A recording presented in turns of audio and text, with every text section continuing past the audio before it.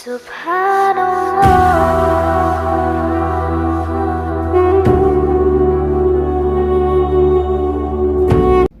الحمد لله وكفى وسلام على عباده الذين اصطفى أما بعد فأعوذ بالله من الشيطان الرجيم بسم الله الرحمن الرحيم حاميم والكتاب المبين إنا أنزلناه في ليلة مباركة إنا كنا منذرين فيها يفرق كل أمر حكيم أمرا من عندنا إنا كنا مرسلين رحمة من ربك إنه هو السميع العليم صدق اللہ العظیم۔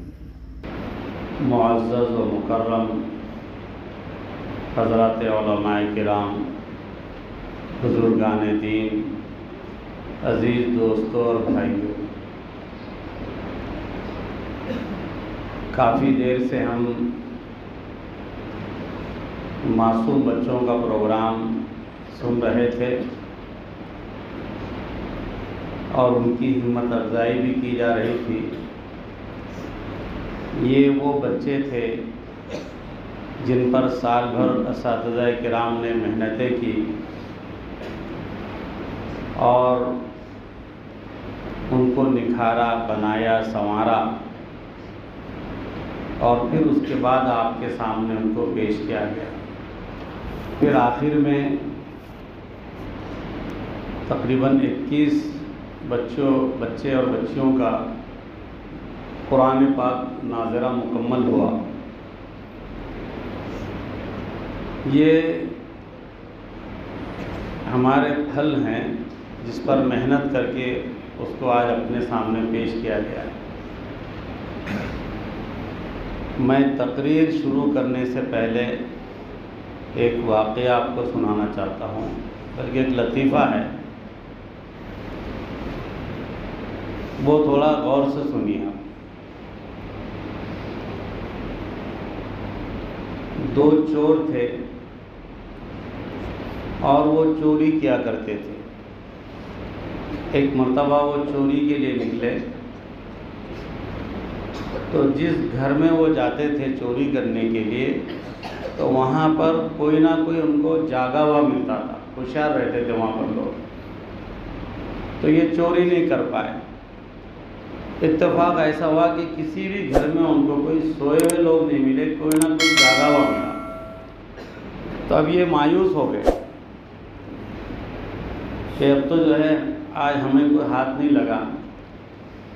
صبح کا وقت ہو گیا، یعنی کہ فجر کے نماز کا وقت قریب آ گیا۔ اب وہ بستی سے مایوس ہو کے جا رہے تھے تو ایک سیدھے سادے بیچارے مول صاحب تھے، ان کا مکان تھا، ٹوٹا پھوٹا مکان، سیدھا سادہ۔ تو یہ چوروں نے ایک نے کہا کہ چلو اس گھر میں دیکھتے ہیں، بولے مکان بھی سادہ نظر آ رہا ہے، اس میں کیا ملے گا ہم کو؟ تو کہا نہیں چلو دیکھتے ہیں، کچھ تو ملے گا خالی ہاتھ جانے کے بجائے۔ تو وہ اندر گئے اور وہ جو امام صاحب تھے، مولوی صاحب تھے، وہ نماز کے لیے گئے۔ انہوں نے دیوار توڑی، دروازے کھڑکیاں توڑے، دیکھے تو بیچارے اللہ والے تھے، سیدھے سادے تھے، ان کے گھر میں کچھ نہیں ملا۔ مایوس ہو گئے وہ۔ جب باہر نکلنے لگے تو صحن میں ان کو گھوڑا نظر آیا، تو انہوں نے کہا کہ چلو گھوڑا لیتے، تو گھوڑا انہوں نے چرا لیا اور وہ چلے گئے وہاں سے۔ اب یہ بیچارے نماز کے بعد جب آئے تو دروازہ ٹوٹا ہوا، کھڑکی ٹوٹی ہوئی، سامان بکھرا ہوا دیکھا تو سمجھ گئے کہ بھائی گھر میں شاید چوری ہو گئی ہے، چور آئے تھے۔ اس صحن میں دیکھا تو گھوڑا غائب۔ اب وہ بیچارے اللہ سے انہوں نے دعا کی کہ اللہ یہ میرا سرمایہ تھا، یہ بھی چلا گیا، کسی طرح سے مجھے دلا دے۔ اب یہ چور جو تھے وہ گھوڑے کو لے کر کے بیچنے کے لیے، اب وہ ٹھہر گئے بیچنے کے لیے۔ اب کوئی لینے والا نہیں آ رہا تو یہ چوری کا مال تو کم دام میں چلا جاتا ہے، جو پیسے آ گئے وہ ٹھیک ہے۔ تو یہ بہت دیر تک انتظار کیے، پھر دھوپ تیز ہونے لگی تو ایک ساتھی نے کہا کہ میں تھوڑا ضرورت کے جا کے آتا ہوں، بیت الخلاء کے لیے جا کر آتا ہوں، اور دیکھ اگر میرے غائبانہ میں کوئی آ جائے تو جو قیمت ملے وہ دے دینا اسے۔ اب یہ بیچارے جو تھے ڈھونڈتے ڈھونڈتے وہاں پر پہنچ گئے اور جا کے دیکھا کہ وہ ایک صاحب گھوڑا لے کے ٹھہرے ہوئے ہیں، تو پہچان لیا کہ تو میرا ہی گھوڑا ہے۔ ان سے پوچھا کہ بھائی یہ بیچنا ہے؟ انہوں نے کہا کہ ہاں بیچنا ہے۔ کہا کتنے کا ہے؟ بولے 50,000 کا۔ میں نے 50,000 تو بہت زیادہ ہوتے بھائی، کچھ رعایت کرو۔ کہا 40 دے دو۔ کہا نہیں مہنگا ہے، 20 دے دو آپ۔ پھر وہ واپس جانے لگے تو کہنے اچھا 10 دے دو آپ، 10,000 میں گھوڑا رکھ لو۔ کہا نہیں اتنے بھی پیسے نہیں، 5,000 دے سکتا ہوں میں نے کہا چلو 5,000 دے دو۔ پھر وہ رکے اور کہنے لگے کہ بھائی تم 50,000 کا گھوڑا 5,000 میں دے رہے ہو تو اس میں کوئی عیب تو نہیں ہے؟ میں نے کہا نہیں کوئی عیب نہیں، یعنی مجھے شک ہے، ذرا میں پہلے دیکھ لیتا ہوں اسے تھوڑا۔ تو کہا دیکھ لو۔ تو وہ گھوڑے پہ بیٹھے اور چلتے چلتے چلتے جو گھوڑے کو دوڑائے تو اپنا گھوڑا لے کر چلے گئے۔ اب یہ جو اس کا چور ساتھی تھا جو ضرورت کے لیے گیا تھا، اس نے دور سے دیکھا کہ ہمارا دوست جو ہے وہ اکیلا ٹھہرا ہوا ہے، گھوڑا بک چکا ہے۔ خوش ہو گیا کہ چلو بھائی بک گیا، جو بھی دام میں گیا۔ آنے کے بعد پوچھتا دوستوں سے کہ اپنے دوست سے کہ بھائی گھوڑا بک گیا؟ اس نے کہا ہاں بک گیا۔ پوچھا کتنے میں بکا؟ اس نے کہا جتنے میں لائے تھے اتنے میں بکا، جتنے میں لائے تھے اتنے میں بکا۔ پھر اب یہ دونوں دوست جو ہے وہاں سے خالی ہاتھ چلے گئے۔ یہ لطیفہ میں نے آپ کو کیوں سنایا کہ آپ بھی پوری محنت کے باوجود خالی ہاتھ نہ جائیں، اس لیے سنایا۔ یہاں آئے ہیں تو کچھ لے کر جانا ہے۔ اللہ تبارک و تعالیٰ پورے سال میں جتنے فیصلے فرمانے ہوتے ہیں وہ آج کی رات میں طے کیے جاتے ہیں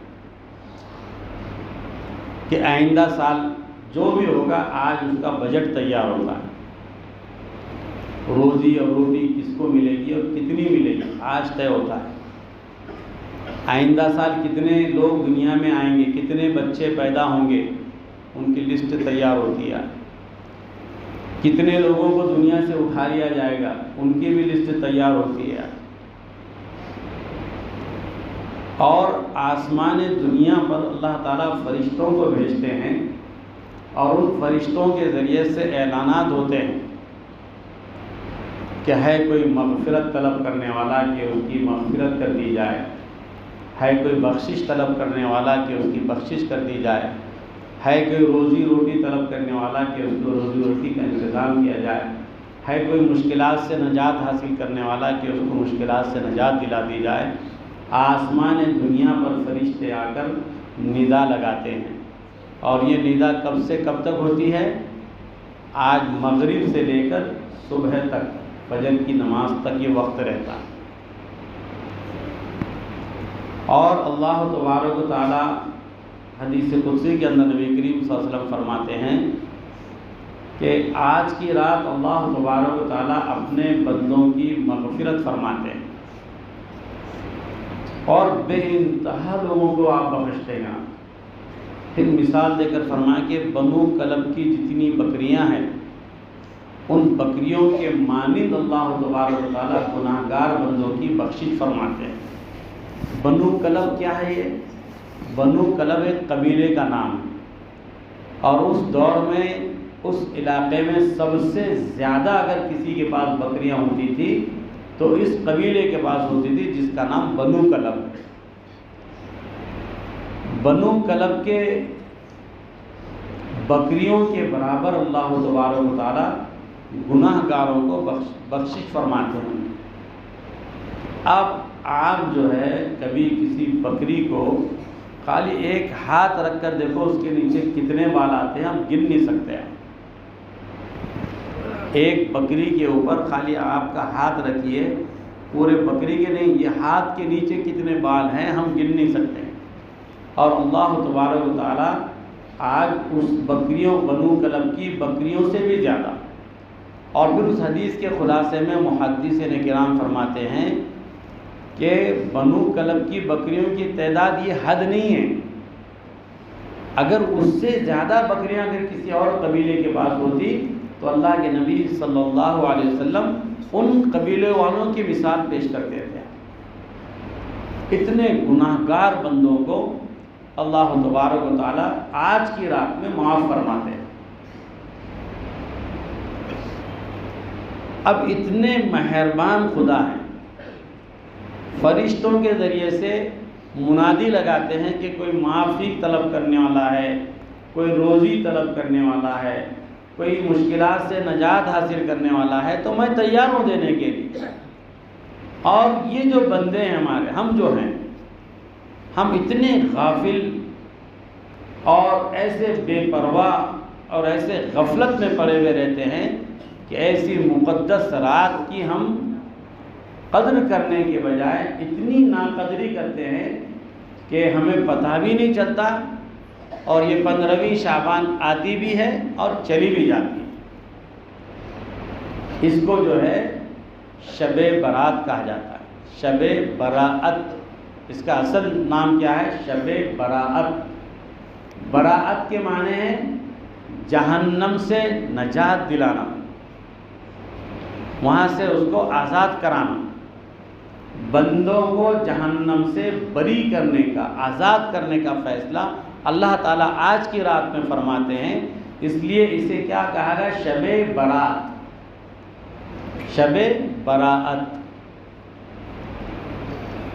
اب ہم نے اسے شب براءت نہیں کیا، ہم نے کیا کہا اسے؟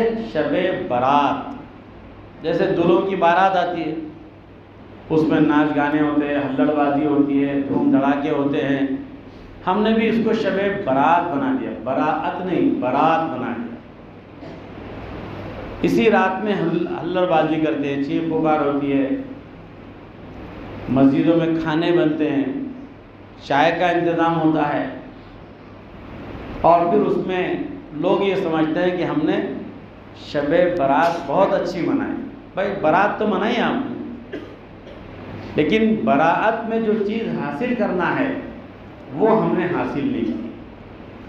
اور صحابہ کرام رضوان اللہ تعالی علیہم اجمعین کے دور میں جو ان راتوں کا اہتمام ہوتا تھا وہ کیسے ہوتا تھا آپ کو معلوم ہے؟ رجب کا جو چاند نظر آتا تھا، رجب کون سا مہینہ ہے بولو؟ رمضان کے بعد آتا نا بھائی، کب آتا ہے رجب؟ شعبان سے پہلے۔ ماشاءاللہ، علی کے لوگ بہت سمجھدار ہیں بھائی۔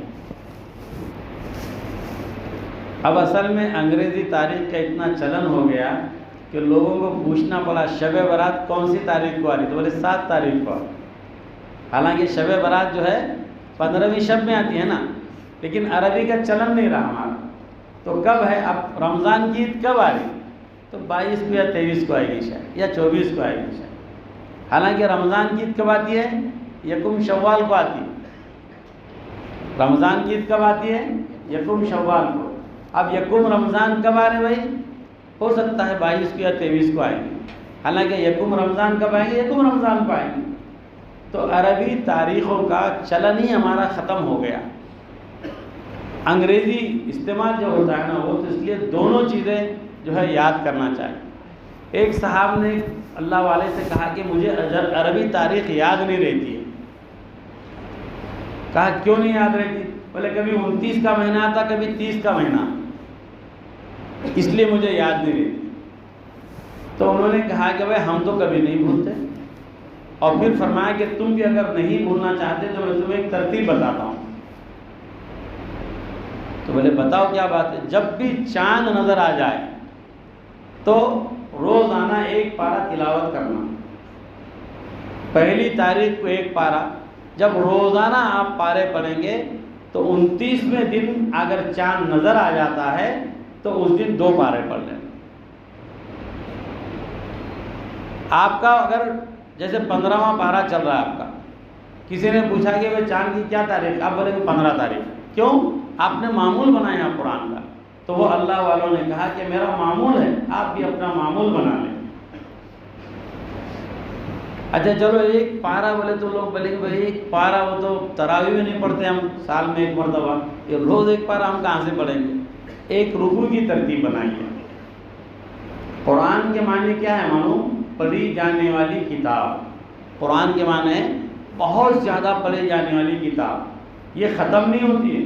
ابھی جو ہوا نا، یہ ختم قرآن کی مجلس نہیں ہوئی، ابھی جو بچوں نے یہاں پر پڑھا نا، یہ ختم قرآن کی مجلس نہیں ہے، یہ تکمیل قرآن کی مجلس ہے۔ اور آپ نے دیکھا ہوگا کہ بچوں نے آخر میں سورہ ناس پڑھنے کے بعد کتاب کو بند نہیں کیا، سورہ ناس پڑھنے کے بعد پھر سورہ فاتحہ پڑھی اور اولئک ھم المفلحون تک پڑھا۔ یہ پیغام ہے کہ جب ہماری قرآن مکمل ہو جائے تو پھر اسے شروع کر دو۔ تو قرآن جو ہے کثرت سے پڑھنا چاہیے، بار بار پڑھنا چاہیے۔ اللہ کے نبی صلی اللہ علیہ وسلم جب رجب کا چاند نظر آتا تھا تو آپ دعا فرماتے تھے، اللہم بارک لنا فی رجبی و شعبان وبلغنا الی رمضان۔ یہ دعا پڑھتے تھے آپ کہ اے اللہ ہمیں رجب اور شعبان میں برکت عطا فرما اور ان کی برکتوں سے ہمیں رمضان تک پہنچا۔ اور رمضان سے پہلے رمضان کی وہ تیاری کیا کرتے تھے کہ اتنے پاروں کی تلاوت کرنا ہے، اتنے بجے ذکر کرنا ہے، اتنے ٹائم پر یہ کرنا ہے، نیکی کے خیر کے کام کرنا ہے۔ اور جو دنیاوی کام ہوتے تھے ان کاموں کی ترتیب بنا لیا کرتے تھے کہ رمضان کی عبادتوں میں ہمیں خلل نہ پڑے۔ اللہ تعالیٰ نے یہ جو چند راتیں اور چند دن ہمیں دیے ہیں نا، یہ اللہ کا انعام ہے۔ اور یہ انعام کیوں دیا گیا ہمیں معلوم ہے آپ کو؟ جب حضرت آدم علیہ السلام کو بنایا گیا تو اللہ تعالیٰ نے سب سے کہا کہ انہیں سجدہ کرو، وہ تعظیمی سجدہ، تو سب نے سجدہ کیا، شیطان نے نہیں کیا۔ اور شیطان نے کیا کہا؟ خلقتنی من نار وخلقتہ من طین، کہ مجھے آگ سے پیدا کیا گیا، اس کو مٹی سے پیدا کیا گیا، میں کیوں سجدہ کروں اسے؟ اللہ تعالیٰ نے اس کو مردود بنا دیا اور اس پر لعنت اور پھٹکار لگا دی۔ کب تک لگائے؟ قیامت تک کے۔ تو وہ شیطان نے کیا کہا کہ اے اللہ جب مجھ کو لعنت اور پھٹکار لگائی تو مجھے ایک طاقت دے دے۔ کیا طاقت دے؟ کہ مجھے اس آدم کی وجہ سے لعنت پڑی تو مجھے ایسی طاقت دے کہ میں آدم کی اولاد کو بہکا سکوں۔ اللہ نے کہا کہ تجھے اختیار ہے، طاقت ہے، تو بہکا۔ پھر شیطان نے کہا کہ اتنی طاقت دے کہ میں ان کے اندر داخل ہو کر، ان کے خون میں داخل ہو کر میں ان کو بہکا سکوں۔ اللہ نے کہا کہ ٹھیک ہے، ان کے خون میں داخل ہو کے تو بہکا۔ حضرت آدم علیہ نبینا علیہ السلام نے کہا کہ اے اللہ اگر اتنی طاقت اور قوت اس شیطان کو آپ دے دیں گے تو پھر میری اولاد کا کیا ہوگا؟ یہ تو بہکا دے گا اور وہ بہک جائیں گے۔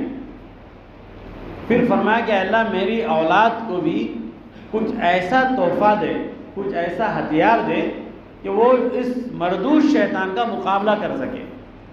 تو اللہ تعالیٰ نے کہا کہ اے آدم میں تمہاری اولاد کے لیے بہترین تحفہ دیتا ہوں، ایک ایسا ہتھیار دیتا ہوں کہ اگر تمہاری اولاد اس ہتھیار کا استعمال کرے گی تو اس کے زندگی بھر کے گناہ معاف ہو جائیں۔ حضرت آدم نے فرمایا کہ اللہ کیا ہے وہ ہتھیار؟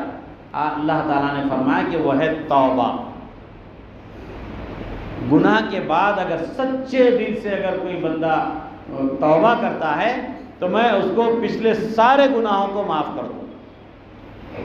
آئیے ایک توبہ کا آپ کو واقعہ سناتا ہوں۔ بنی اسرائیل کے دور میں ایک بہت گناہگار شخص تھا، بہت لعنتی آدمی تھا۔ ہر غلط اور گناہ کے کام وہ کرتا تھا، پوری بستی والے اس سے تنگ تھے۔ تو ایک مرتبہ پورے بستی والوں نے مل کے طے کیا کہ اس کو اپنے بستی سے نکال دو باہر۔ اور پہلے جو بستیاں ہوتی تھی جو ہے بہت بڑی نہیں ہوتی تھی، چھوٹی چھوٹی ہوتی تھی، تو ان کو ہٹا دیا، بستی سے باہر اس کو کر دیا گیا۔ اس نے توبہ کیا، اس نے معافی چاہی اور کا وعدہ کیا کہ میں اب آئندہ نہیں کروں گا، اگر میں آئندہ کروں تو مجھے بالکل بستی سے، برادری سے، سب سے مجھے جدا کر دینا۔ وہ چند دن ٹھیک رہا، پھر وہ اپنے گناہوں میں ملوث ہو گیا۔ وہ تو بستی والوں کے سامنے جب اس کا کیس آیا تو بستی والوں نے کہا کہ یہ اس لائق نہیں کہ اسے معاف کیا جائے، یہ بستی کے باہر جنگل میں لیا کے پھینک دو۔ بہت مارا پیٹا اور اسے بستی کے باہر پھینک دی۔ رات دن گناہوں کے اندر ملوث رہا کرتا تھا، اور پھر جھاڑیوں پہاڑیوں میں وہیں رہنے لگا، کچھ کھانے نہیں پینے نہیں، زخموں سے چور تھا، اٹھنے نہیں آیا، اور اسی حالت میں اس کی موت ہو گئی۔ اسی حالت میں اس کی موت ہو گئی۔ اللہ تعالیٰ نے حضرت موسیٰ علیہ السلام کو وحی کے ذریعے سے کہا کہ اے موسیٰ، میرے دوستوں میں سے ایک دوست وہاں پر انتقال ہو گیا ہے، تم جاؤ اس کو غسل دو اور اس کی تجہیز و تکفین کرو، اور کہو کہ جو اس کے نماز میں آئے گا ان کے بھی گناہ سارے کے سارے معاف ہو جائیں گے۔ حضرت موسیٰ علیہ السلام نے اعلان کیا کہ میں فلاں جگہ جا رہا ہوں، اور اللہ کے ایک ولی کا انتقال ہوا، اور جو ان کے جنازے میں شریک رہے گا اللہ اس کے بھی گناہوں کو معاف کر دیں گے۔ تو لوگوں کا ہجوم جمع ہو گیا۔ جب وہ بستی میں پہنچے تو پوچھا کہ بھائی کیوں آ رہے ہیں، کیا بات ہے؟ تو انہوں نے کہا کہ یہاں پر ایک اللہ کے ولی کا انتقال ہوا اور اس کی نماز جنازہ پڑھنے کے لیے ہم آئے۔ حضرت موسیٰ علیہ السلام آگے تھے، تو جب اس کا نام بتایا انہوں نے تو لوگوں نے کہا کہ وہ تو ہمارے بستی کا سب سے جو ہے گھٹیا انسان تھا، سب سے گناہگار بندہ تھا، وہ اللہ کا ولی کیسے ہو سکتا ہے؟ اور شہر بستی کے ذمہ دار لوگ آگے بڑھے اور کہنے لگے کہ اے موسیٰ، آپ کس کے بارے میں بات کر رہے ہیں؟ آپ جس کے بارے میں بات کر رہے ہیں وہ تو بستی کا گناہگار بندہ ہے۔ تو حضرت موسیٰ علیہ السلام کو بڑا تعجب ہوا کہ بھئی اللہ تعالیٰ نے تو اسی بندے کے بارے میں کہا، اور یہ بستی کے ذمہ دار لوگ کہہ رہے ہیں کہ وہ تو بڑا گناہگار بندہ ہے، اور پوری بستی والوں نے اس کا بائیکاٹ کر رکھا ہے۔ تو پھر اللہ کی جانب سے وحی آئی کہ اے موسیٰ، یہ جو لوگ کہہ رہے ہیں نا یہ صحیح کہہ رہے ہیں، یہ لوگ غلط نہیں کہہ رہے، یہ صحیح کہہ رہے ہیں، جتنا انہیں علم ہے یہ وہی بات کہہ رہے ہیں، اس کے آگے کا سنو۔ اس کے بعد فرمایا اللہ تعالیٰ نے کہ اے موسیٰ، جب بستی والوں نے اس کو ادمری حالت میں پھینک دیا لا کر، یہ بھوک سے پیاس سے نڈھال ہوا، زخموں سے بےتاب ہو گیا اور موت کے قریب آ گیا، یہ کسی کو آواز بھی دے رہا تو کوئی آنے والا نہیں، پکار بھی رہا تو کوئی جواب دینے والا نہیں، تو پھر وہ میری طرف متوجہ ہوا اور کہا کہ اللہ، مجھے سب لوگوں نے ٹھکرا دیا اور سب لوگوں نے میرا بائیکاٹ کر دیا، اب میرے لیے سارے راستے بند ہو گئے، اب میں کسی کا بیٹا نہیں، کسی کا بھائی نہیں، کسی کا رشتہ دار نہیں، لیکن اے اللہ میں تیرا بندہ تو ہوں، تو نظر کر میرے پر، آج میں تجھے تیرے سے وعدہ کرتا ہوں کہ آئندہ کبھی گناہ نہیں کروں گا، اور میں توبہ کرتا ہوں آئندہ میں کبھی کوئی گناہ کا کام نہیں کروں گا، اے اللہ تو مجھے معاف کر دے۔ سچے دل سے توبہ کی، اور پھر اللہ نے کہا کہ میں نے اس کو معاف کر دیا، پھر اس کو موت آ گئی۔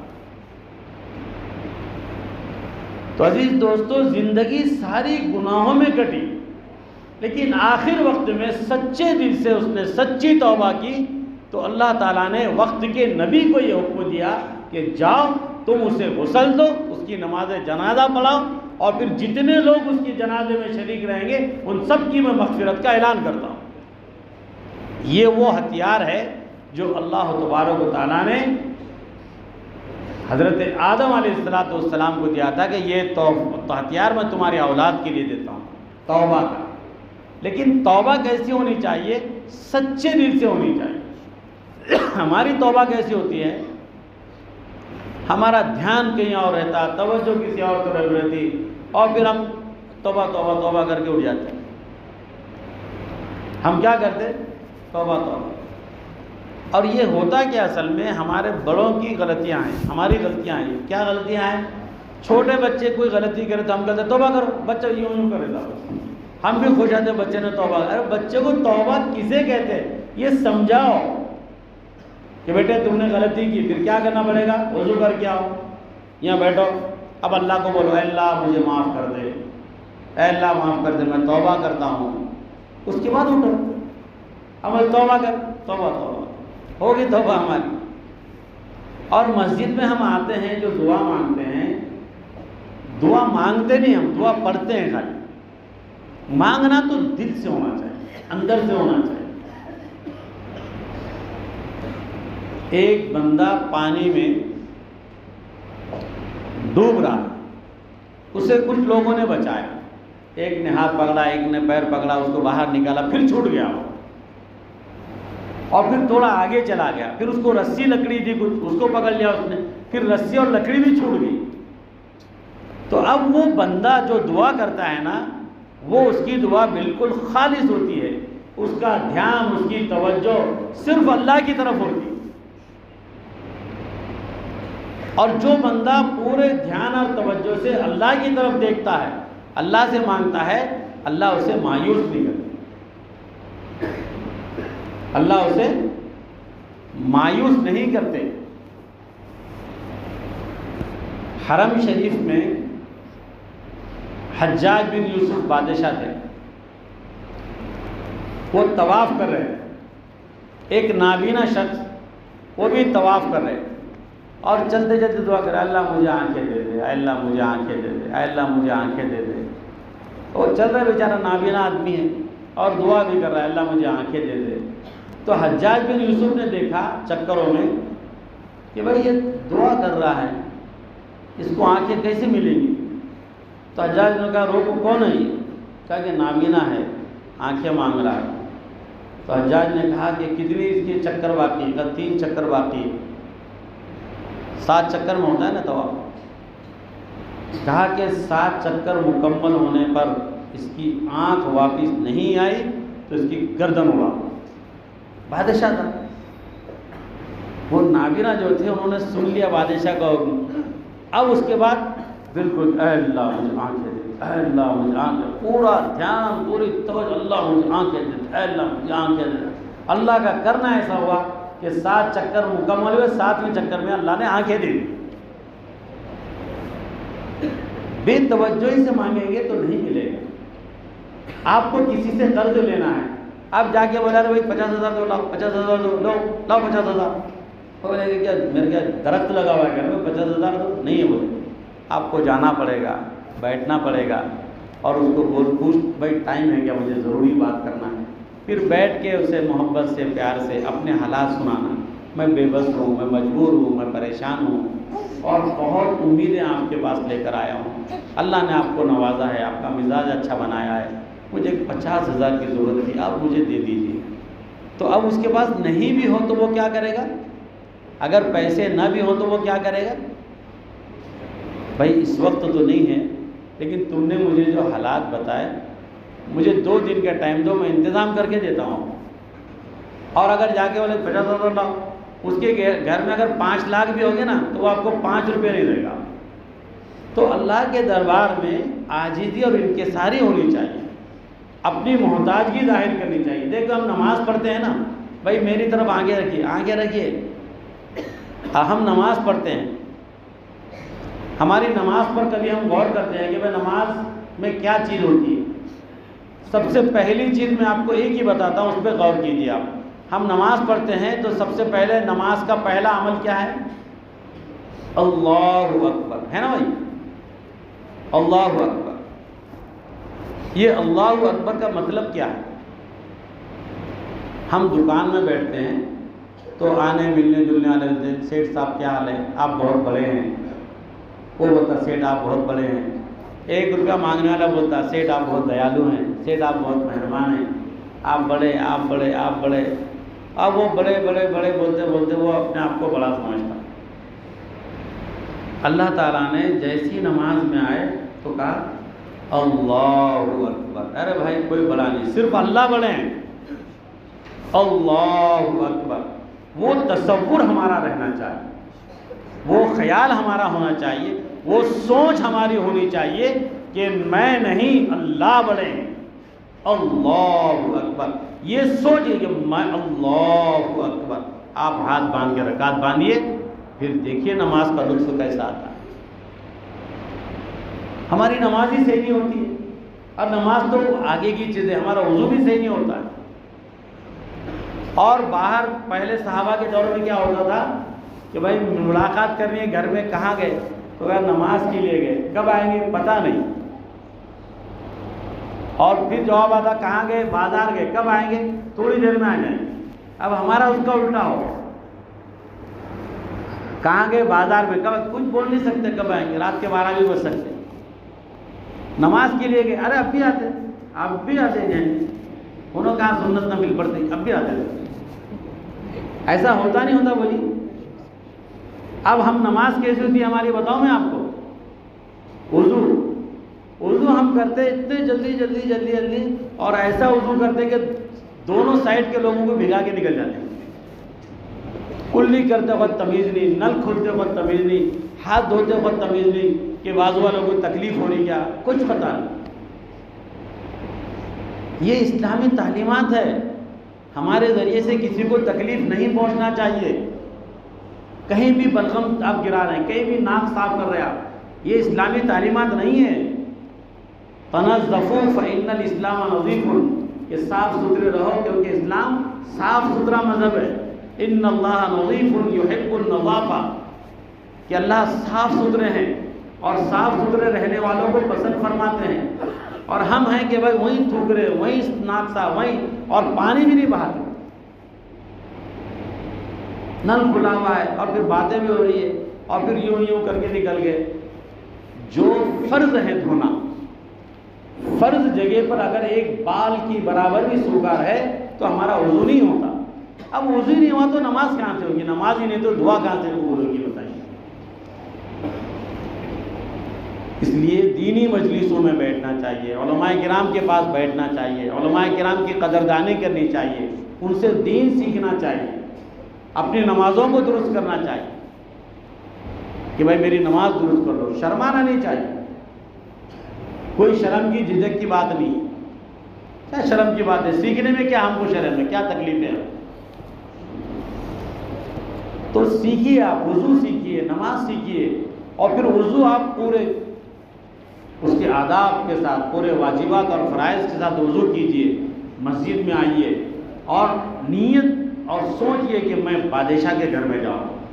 بادشاہ بھی کون سا؟ وہ تمام بادشاہوں کا بادشاہ، اس کے گھر میں جا رہا ہوں. اس کا ادب، اس کا اکرام، اس کی عقیدت، اس کی محبت اللہ تعالیٰ کی ہمارے دل میں ہونا چاہیے.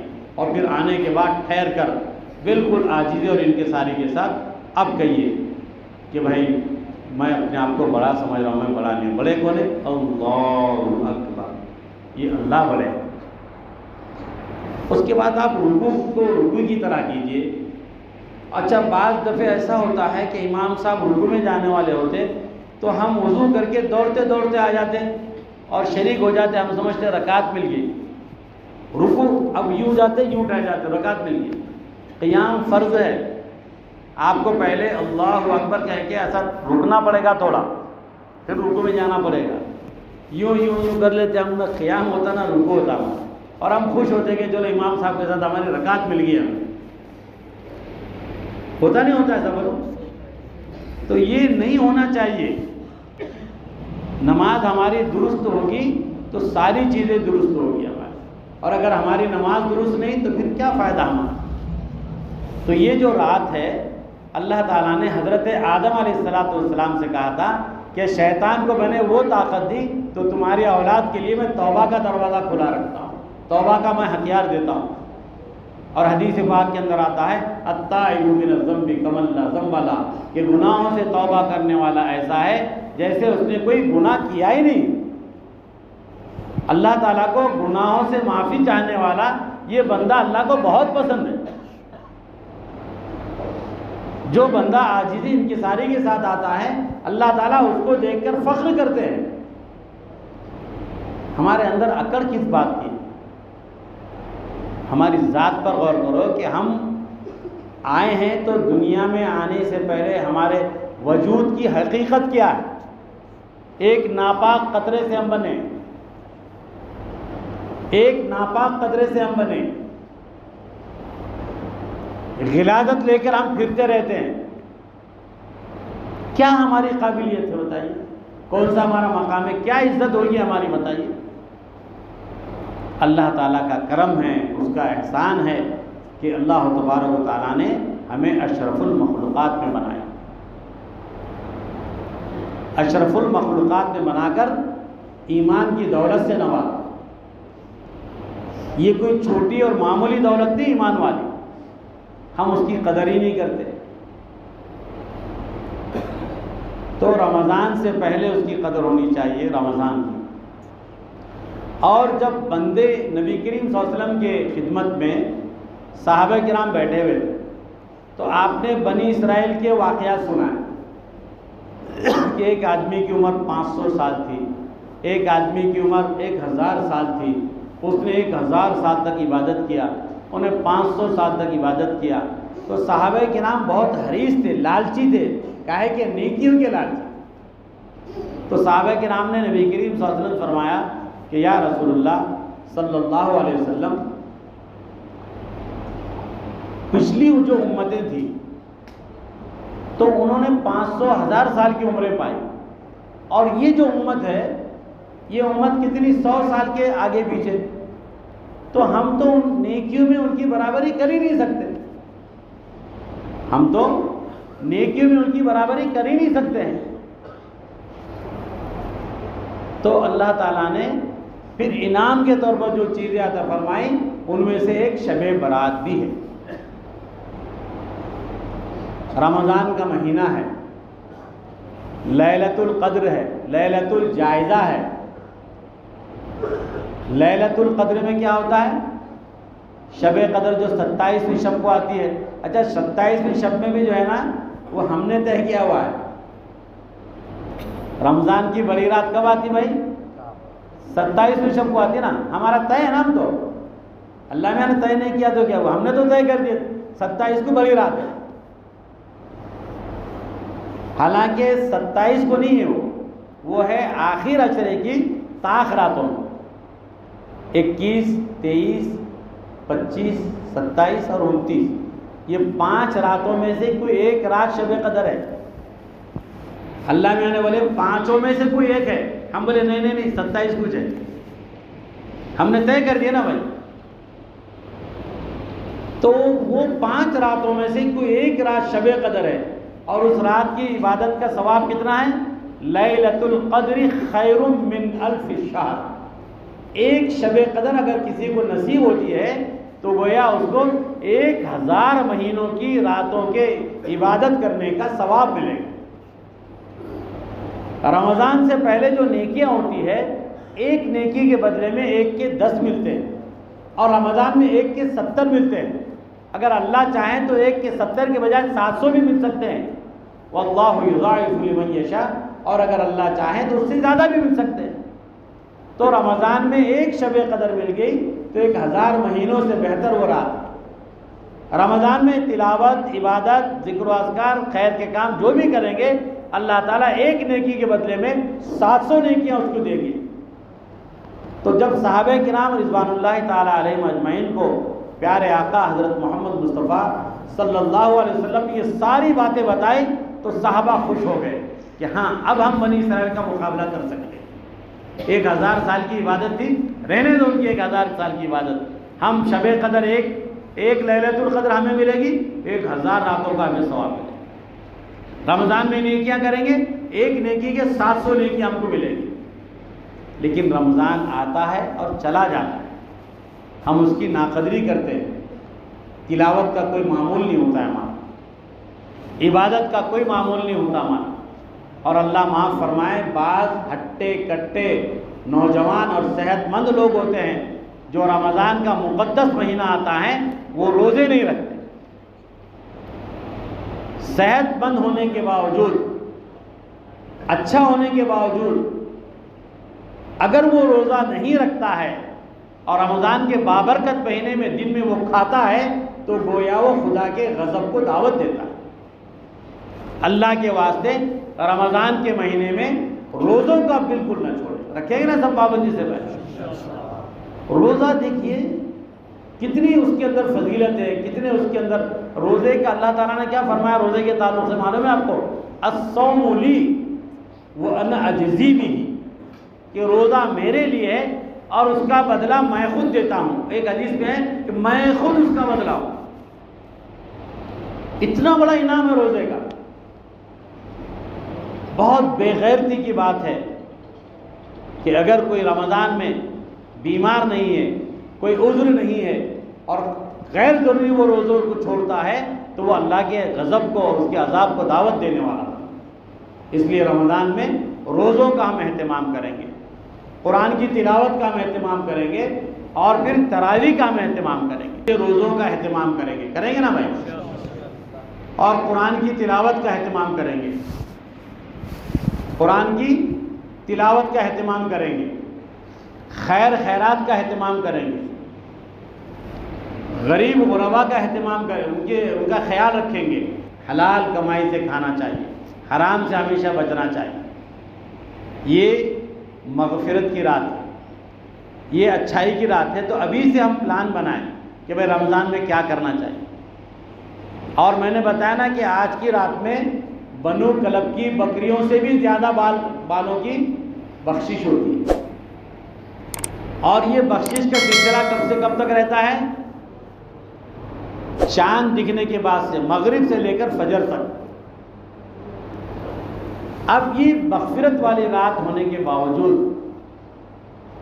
اور اللہ تعالیٰ اتنے مہربان ہونے کے باوجود بھی حدیث پاک کے اندر آتا ہے کہ کچھ بد نصیب ایسے بھی ہوں گے، بلکہ ایسے بھی ہیں کہ اللہ تعالیٰ اتنے مہربان ہونے کے باوجود ان کی بخشش نہیں ہوگی.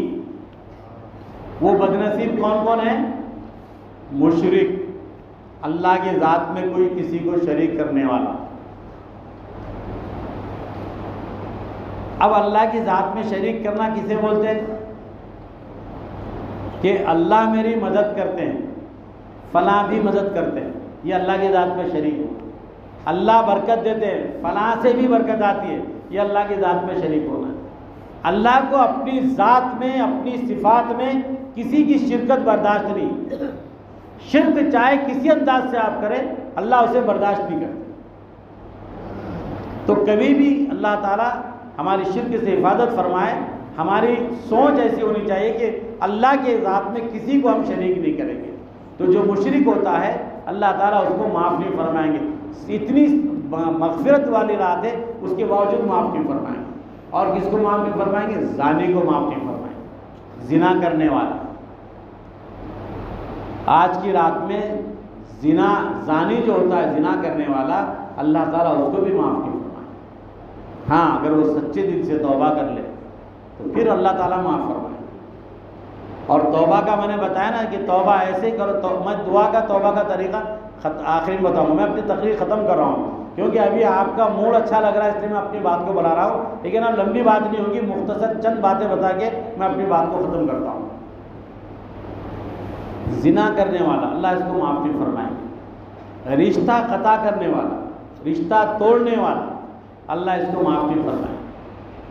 دیکھیے رشتے جوڑنے والے بنے، رشتے توڑنے والے نہیں بننا. اگر کئی توڑنے والے سے مراد کس کو بولیں گے؟ ارے بھائی تم بچی مت دو وہاں، یا تم بچی مت کرو، یہ رشتہ توڑنے والا نہیں. یہ تو کھلم کھلا بول رہا ہے. بعض لوگ کیا کرتے ہیں، انہوں بولتے میں تو کچھ بھی نہیں بولا. اور انہوں کیا بولتے ہیں، نئے لوگ اگر بستی میں آئے یا ہماری مسجد میں آ گئے، خیریت سے، کہاں کے کیا. اب بچی کو پورے دیکھ لیے, پسند آ گئے, رشتہ طے ہوگا, سب باتیں تقریباً 80-90% ہو گئی. اب مسجد میں کوئی ایسے مل گئے, نہیں دکھ رہے, کہاں گئے ہم, تو فلاں جگہ. اچھا کیسے کیا نہ ہو, نہیں فلاں جگہ فلاں کی بچی کے بارے میں. ارے ہو گیا کیا, ہو گیا وہ, ٹھیک ہے. اب یہ جو ہے نا, آپ نے وہاں پر رشتہ توڑ دیا. اب وہ بعد میں بولتے ہیں یار کچھ تو بھی گڑبڑ دکھ رہی. ان کو بولا ذرا ہمارے ابا کو پوچھے بغیر ہم فائنل نہیں کر سکتے, یا ہمارے پھپھو کو پوچھے بغیر فائنل نہیں کر سکتے, ہمارے باجی بیمار ہے وہ آ نہیں سکتے, ان کو پوچھنا پڑتا. اب اس طرح سے بول کے بولتے بھائی کچھ تو بھی گڑبڑ دکھ رہی. وہ بیچارے نمازی تھے, مسجد میں ملے تھے, مسجد میں انہوں بولے, اور بیچاروں نے کچھ زیادہ برا نہیں بولے, خالی اشارہ کرے. اپنے کو سمجھنا چاہیے, رشتہ ٹوٹ جاتا ہے. اور اکثر ایسے غلیظ فطرت کے لوگ ہوتے ہیں. کبھی ایسا نہ سوچو, بچی کی شادی کی عمر ہوگی, اس کے رشتوں کی فکر کیجیے آپ. بچہ ہو, لڑکی ہو یا لڑکا, شادی کی عمر ہوگی, رشتے تلاش کرو, ان کی شادیاں کر دو. اگر ان سے کوئی جانے انجانے میں گناہ ہوتا ہے تو اس کے ذمہ دار ماں باپ ہیں. غیر ضروری بہت باریک چھنی لے کے مت پھریے آپ. چھوٹی موٹی اگر کوئی بات ہے جو آپ کی سمجھ میں نہیں آ رہی, سمجھوتا کر لیجئے. ہاں عقیدہ خراب ہے, ایمان خراب ہے, روزی صحیح نہیں ہے, اور کمائی صحیح نہیں ہے, کھلم کھلا کوئی گناہ کے کام کرتا ہے, آپ رشتہ نہ کریں. ورنہ بچی دے نہ بچہ کریں آپ. لیکن چھوٹی موٹی کوئی بات معمولی رہی تو ہم بھی کون سے فرشتے ہیں, ہمارے پاس بھی کچھ نہ کچھ تو کمی اور خامی ہوتی ہے. تو اس لیے لڑکوں اور لڑکیوں کے رشتوں میں تاخیر نہ کریں, وقت پر ان کی ہم شادی کریں. بھائی بھائی میں نا اتفاقی نہ کریں, بھائی بہنوں میں نا اتفاقی نہ کریں. رشتوں کو مت توڑے آپ, مل جل کر رہنے والے بنے. اللہ تعالیٰ رشتہ قطع کرنے والا جو بندہ ہوتا ہے, آج کی رات میں اس کی مغفرت نہیں ہوتی. اچھا آج بھی آپ نے دیکھا ہوگا شب برات ہے نا, 2-3 دن سے میسج چل رہے ہیں, وہ شب برات ہے, شب برات سے پہلے میرے سے جو بھی کہا سنا غلطی بھول ہوگی میں معافی چاہتا ہوں. اور ہزاروں کلومیٹر دور ہے وہ میسج جا رہا ہے, سینکڑوں میٹر وہاں بھی جا رہا ہے. دیوار کے بازو میں بھائی ہے, وہاں جا کر معافی مانگنا نہیں ہو رہا. بازو میں بھائی ہے, وہاں معافی مانگنا نہیں ہو رہا. ہزاروں سینکڑوں میل دور ہے, ان کو میسج بھیج کے معافی مانگ. ارے بھائی اس سے معاف نہیں ہونے والا. ایک ہے حقوق اللہ اور ایک ہے حقوق العباد. حقوق اللہ توبہ سے معاف ہوتے ہیں, اور حقوق العباد جب تک بندہ معاف نہیں کرے معاف نہیں ہوتا ہے. آپس کے جھگڑوں کو ختم کرو. قرب کے ہوتے ہیں نہ وفا کے ہو, قرب کے ہوتے ہیں نہ وفا کے ہوتے ہیں, قرب کے ہوتے ہیں نہ وفا کے ہوتے ہیں, جھگڑے سارے انا کے ہوتے ہیں. ارے تمہارا بھائی میں پنا جو ہوتا ہے نا, یہاں پر آدمی جو فیل ہو جاتا ہے. میں شیطان نے بھی کیا کہا تھا, میں بڑا ہوں, انا خلقتنی من نار وخلقتہ من طین, وہ مٹی کا بنا ہوا, میں آگ سے بنا ہوا. میں اللہ والے میں مجھے برداشت نہیں. قیامت تک کے لیے لعنتی بنا دیا, قیامت تک کے لیے اس کے اوپر جو ہے لعنت ہے. اس لیے میرے دوستو آپ چھوٹے نہیں ہوتے. حدیث پاک کے اندر آتا ہے من تواضع للہ رفعہ اللہ, جو اللہ کے لیے عاجزی اختیار کرتا ہے اللہ تعالیٰ اسے بلندی عطا فرماتے ہیں. معاف کرنے سے, معافی مانگنے سے آدمی چھوٹا نہیں ہوتا. اور ایک حدیث آپ کو میں سناتا ہوں. 2 آدمیوں میں جھگڑا ہے, اور اس میں کا ایک آدمی سامنے والے کی غلطی ہونے کے باوجود اس سے معافی مانگتا ہے. تو اللہ کے نبی صلی اللہ علیہ وسلم نے فرمایا ایسے شخص کے لیے جنت یقینی. غلطی پر معافی مانگ رہے ہیں آپ, بہت اچھی بات ہے. آپ کی غلطی نہیں, پھر بھی آپ جھگڑا ختم کرنے کے لیے معافی مانگ رہے, اللہ تعالیٰ اس کو پسند فرماتا. تو رشتہ قطع کرنے والا اللہ اس کو معاف نہیں فرمائے. شراب پینے والا اللہ اس کو معاف نہیں فرمائے. یہ ایسے گناہ ہیں جس کے اندر ہمارے بھائی بہت عجیب حالات سے ملوث ہے. اور پھر افسوس یہ ہے کہ ان گناہوں کو گناہ نہیں سمجھ رہے ہم. نماز بھی پڑھ رہے ہیں گناہ بھی ہو رہا ہے, حج بھی کر رہے ہیں گناہ بھی ہو رہا ہے, عمرے کو بھی جا رہے ہیں گناہ بھی ہو رہا ہے.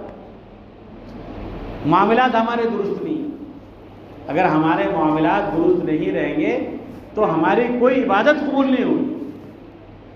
اس لیے میرا عزیز دوستو بزرگوں, آج بہت ہی بابرکت رات ہے.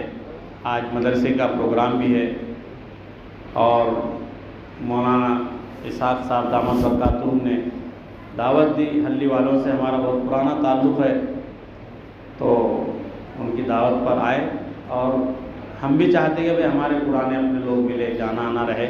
تو میرے عزیز دوستو دیکھیے, ملک کے نہیں پوری دنیا کے حالات بدل رہے ہیں اور ان حالات میں ہم بدلنے کے بجائے ہم دن بدن بگڑتے جا رہے ہیں, دن بدن بگاڑ آ رہا ہے. اس لیے نمازوں کا اہتمام, دعاؤں کا اہتمام, اللہ کا ڈر, اللہ کا خوف ہمارے اندر بھی رہے, بچوں کے اندر بھی رہے. آپ ان کی تربیت کریں, علماء کے ساتھ جڑیں. آپ علماء ہمارے رہبر ہیں, ہمارے خیرخواہ ہیں. ان کا کوئی مفاد نہیں ہوتا جب کوئی بات کرتے ہیں, کچھ سمجھاتے ہیں ہمیں, ان کا کوئی ذاتی مفاد نہیں ہوتا ہے. بس دل میں ایک خواہش ہوتی ہے کہ جھگڑا ختم ہونا چاہیے, نا اتفاقی مٹ جانا چاہیے, بے دینی ختم ہو جانا چاہیے, غفلت سے قوم ہماری جاگ جانا چاہیے. یہ درد ہوتا ہے. تو آپ طے کریں کہ بھائی اب تک جو زندگی ہماری گزری اس کو چھوڑ دو. آج ہم اللہ کے سامنے توبہ کریں, اللہ کے سامنے روئیں, گڑ گڑائیں, توبہ استغفار کریں. اب توبہ کیسے کرنا چاہیے اور اللہ سے کیسے مانگنا چاہیے؟ دیکھو, سب سے پہلے ہم اللہ کے دربار میں آئیں, باوضو ہو کر آئیں اور تھوڑی دیر بیٹھ جائیں, یا 2 رکعت صلاۃ التوبہ یا صلاۃ الحاجت پڑھیں اور پھر بالکل سکون سے بیٹھ کے آنکھ بند کر کے آپ مراقبہ کر لیں. تھوڑی دیر خاموش رہیں اور پھر سوچتے رہیں, اپنے آپ کو اللہ کے حوالے کریں اور اپنے دل پر توجہ کریں, اپنے دل پر توجہ کریں اور یہ سوچیں کہ بھائی میرا دل جو ہے نا, یہ اللہ کی رحمت میرے دل پہ آ رہی ہے, میرے اندر آ رہی ہے اور میرے دل سے میری گندگی دور ہو رہی ہے. ایسا سوچو آپ. پھر اس کے بعد جو ہے آپ گناہوں کو یاد کرو, میں نے کیا کیا گناہ کیا, کتنے ایسے کام کیے جس سے اللہ ناراض ہو گئے, کتنے ایسے وقت گزرے جو نمازیں میں نے نہیں پڑھی, کتنے دن ہو گئے میں نے قرآن کی تلاوت نہیں کیا, میں نے کتنوں کے ساتھ ناانصافی کی, میں نے کتنوں کے حقوق مارے, کتنوں کے جو ہے میں نے حق دبا لیے, کتنوں کے ساتھ میں نے زیادتی کی, خیانت کی. وہ ساری چیزیں یاد کرو اور پھر اس کے بعد جو ہے اللہ سے کہو کہ اللہ میں نے اتنے گناہ کر لیے, اتنی ناراضگی تیری مول لے لی, پھر بھی اللہ تو مجھے کھلا رہا ہے, مجھے پلا رہا ہے, مجھے اچھا لگ رہا ہے, تیرا کرم ہے, تیرا احسان ہے. اللہ میں تو تیرا باغی بنتا ہوں, میں گناہگار بنتا ہوں, میں کیا کر رہا ہوں. بالکل یعنی کہ پورے دل سے مانگیا آپ اور اللہ, میں کیا کر رہا ہوں اللہ, تو مجھے اتنا سب کچھ دے رہا ہے اور میں دن بدن تیرے در سے دور جا رہا ہوں, مجھے تیرے در پہ آنا چاہیے. میں غیروں کے در پہ جا رہا ہوں, بچوں کی تربیت نہیں, بیوی کی تربیت نہیں, کوئی احساس نہیں, نمازوں کا اہتمام نہیں, کوئی دعوت کا کام نہیں, کوئی خیر کا کام نہیں, کبھی جیب سے پیسے نہیں نکلے. میں کتنا گناہ گار ہوں, پھر بھی اللہ تیری رحمت ہے, تیرا کرم ہے, تیرا احسان ہے, میرے ہاتھ اچھے, میرے پیر اچھے, میرا جسم اچھا, میں ساری چیزیں اچھی ہیں, میں کتنا نافرمان ہوں. اے اللہ میں تو عذاب کا مستحق ہوں, میں تو تیری سزا کا مستحق ہوں. اب مجھے سمجھ میں آ گیا اللہ, اب میں تیرے در پہ آیا ہوں, میں کہاں جاؤں, میں کدھر جاؤں, کون مجھے معاف کرنے والا, کون مجھے قریب کرنے والا, کون مجھے رحم کرنے والا. اے اللہ میں نے سنا ہے کہ 70 ماؤں سے زیادہ تو محبت کرتا ہے. اور پھر اس کے بعد دیکھیے آپ کے آنسو نکلے, ایک ایک چیز یاد کر کے اللہ کے ساتھ جڑ جاؤ اور پھر اس کے بعد اللہ سے مانگو, آپ جو مانگنا ہے مانگو. اور پھر آپ جب دعا ختم ہونے کے بعد اٹھیں گے نا تو آپ کا دل کہے گا کہ میری دعا قبول ہو گئی. ایک بوجھ ہمارے سر پہ جو رہتا نا, وہ بوجھ ہمارا ختم ہوتا ہوا محسوس ہوگا, ایک طبیعت میں ہلکا پن محسوس ہوگا, اچھا محسوس ہوگا. بھاری بھاری ہم رکھتے تھے, اچھا لگے گا. دل کا بوجھ بولنے سے خالی وہ جو ہے اترتا ہے ہمارا، اللہ کے سامنے بول کر پھر یہ کرو۔ اور پھر یہ جو دعا کا طریقہ میں بتا رہا ہوں، خالی آج کے لیے نہیں بتا رہا ہوں، جب بھی آپ دعا کریں گے 24 گھنٹے میں ایک وقت نکالو اور اللہ کے گھر میں آ کے تنہا، اور اگر یہاں نہیں آتے تو آپ کے گھر میں تنہا لائٹ بند کر کے بیٹھ کے اللہ سے لو لگا کے معافی مانگو، توبہ کرو، دعا کرو، پھر دیکھو اللہ آپ کو دیتے ہیں۔ ہمیں مانگنے کا طریقہ نہیں ہے، مانگنے کا سلیقہ نہیں ہے، اور پھر ہم شکایت کرتے ہیں کہ اتنی دعا کر رہے کوئی اثر نہیں۔ کوئی اللہ والے جی کہ اللہ حضرت دعا کیجئے میرے واسطے، بھائی حرام کام کھا رہے، غلط ہم کھا رہے، دھوکہ ہم دے رہے، بےمانی ہم کر رہے، بزرگ کو بولے دعا کرو حضرت، دعا کرو حضرت، سر لے کے اپنے ہاتھ لے کے سر پہ رکھ رہے، حضرت آپ کا سایہ چاہیے۔ ارے بھائی ان کا سایہ وہ کیا کریں گے بیچارے، وہ دعا کریں گے؟ حضرت مولانا عاقل صاحب رحمۃ اللہ علیہ کا نام سنے نا، بہت سنیں گے، حیدرآباد کے جو تھے، انہوں نے ایک بڑا عجیب واقعہ سنا ہے۔ انہوں نے کہا کہ میرے پاس ایک نوجوان آیا اور کہنے لگے کہ حضرت دعا کیجئے مجھے اولاد ہونا، بیٹا ہونا، مجھے دعا کرو۔ حضرت نے دعا کی کہ اللہ تم کو اولاد دے۔ پھر مہینہ 2 مہینے گزر گئے، پھر وہ بچہ آیا، حضرت دعا کیجئے مجھے اولاد ہو جانا، بیٹا ہو جانا، دعا کرو۔ تو اللہ نے دعا دی۔ پھر ایسے کہ سال، 1.5 سال، 2 سال گزر گئے، 2-3 سال مجھے گزر گئے ایسے، تو پھر وہ کہنے لگا، تو حضرت مولانا عاقل صاحب کا خود بیان کیا واقعہ، وہ کہنے لگے کہ مجھے بڑا ترس آتا تھا اس نوجوان پہ کہ بیچارہ اولاد کے لیے کتنا تڑپ رہا۔ تو سوچا کہ بھئی اس کو آج کوئی اچھا مشورہ دیں گے تو اگر وہ ملے گا تو۔ اتفاق سے وہ بچہ پھر آیا، نوجوان لڑکا، پھر آ کے میرا حضرت دعا کیجئے کہ مجھے بیٹا ہو جائے۔ تو حضرت نے اس کے سر پہ ہاتھ رکھے اور بولے بیٹے دعا تو کر ہی رہا ہوں، ایک کام کرو نا، تمہارے دونوں کا میاں بیوی کا چیک اپ کرا لو۔ اس نے بولا حضرت میری شادی نہیں ہوئی۔